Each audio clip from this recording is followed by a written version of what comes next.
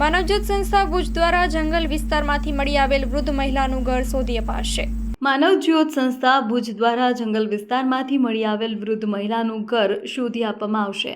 અહેવાલમાં ન્યૂઝ કરણ વાઘેલા, ભુજ, કચ્છ। આજે આ મહિલા એક જંગલ જેવા વિસ્તારમાં કે જ્યાં ગાઢ ઝાડીઓ હોય એવા વિસ્તારમાંથી અમારા સંસ્થાના કાર્યકર દેવાંગભાઈ ગઢવીને મળ્યા। તેઓએ પોતાના વાનથી એમને હેમખેમ માનવજ્યોત સંસ્થા ભુજ સુધી પહોંચાડ્યા છે। અમે આ મહિલાનું ઘર શોધી અને એને ઘર સુધી પહોંચાડવાનો પૂરા પ્રયત્ન કરશું। આશા છે કે ટૂંકા સમયમાં એમનું ઘર શોધાશે અને ઘરે પહોંચે। અમારા દેવાંગભાઈ જે વિસ્તારમાં રહે છે, નાના ભાળિયા આખા વિસ્તારમાં જ્યારે કોઈ પણ માનસિક દિવ્યાંગ મળે, રખડતી રઝળતી મહિલા મળે, યુવતી મળે, યુવાન મળે, ત્યારે એને માનવજ્યોત સંસ્થા સુધી પહોંચાડી સેવાનું એક ઉમદા કાર્ય કરે છે। એમને હું માનવજ્યોત સંસ્થા તરફથી ખૂબ ખૂબ અભિનંદન પાઠવું છું। તેઓ સતત આવા કાર્યો હું છેલ્લા ઘણા વર્ષથી જોતો આવું છું। સતત આવા સરસ કાર્યક્રમો માનવતાના કરતા રહે છે। એમની સમગ્ર ટીમને પણ હું માનવજ્યોત સંસ્થા વતી ખૂબ ખૂબ અભિનંદન પાઠવું છું। આજે અમારા નાના ભાળિયાના કાર્યકર દેવાંગભાઈ ગઢવીને આજે જંગલ જેવા વિસ્તારમાંથી એક બેન મળી આવ્યા।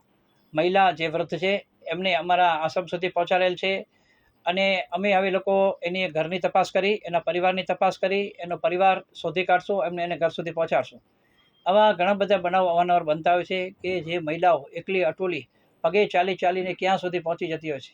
ત્યાં જંગલ જેવા વિસ્તારમાં, ઝાડી જેવા વિસ્તારમાં પહોંચી જાય ત્યાં એની કોઈ સેફટી થતી નથી, કારણ કે એક તો જંગલના પ્રાણીઓની મુશ્કેલી થાય અને બીજી બાજુ કોઈ વાસના ભૂખ્યા મળી જાય તો પણ મુશ્કેલી ઊભી થાય। તો આવી મહિલાઓને પણ મારી વિનંતી છે કે ઘરેથી જ્યારે પણ મુશ્કેલી ઊભી થાય ત્યારે એકલા અટોલા બહાર ન નીકળો। ઘણી વખત આફત આપણી ઉપર આવી જાય છે અને આપણે મુશ્કેલીનો સામનો કરવાનો રહ્યો।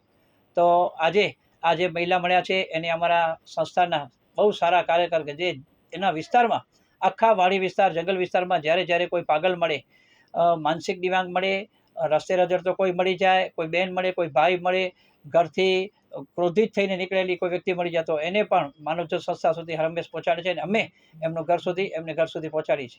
તો આજે જે વૃદ્ધ મહિલા અમને મળ્યા છે એમને પણ ઘર સુધી પહોંચાડવામાં આવશે।